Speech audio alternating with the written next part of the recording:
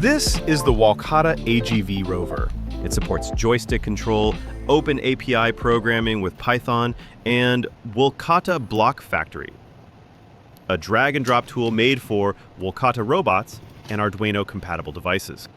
Here's a brief demo of how to control the AGV Rover using Blockfactory. Connect the AGV to your computer using a USB download cable. Open Blockfactory and select the correct port. Then, drag and drop a program, like the one shown in this demo.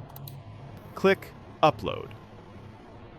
Your program is now uploaded to AGV. More detailed tutorials are coming soon.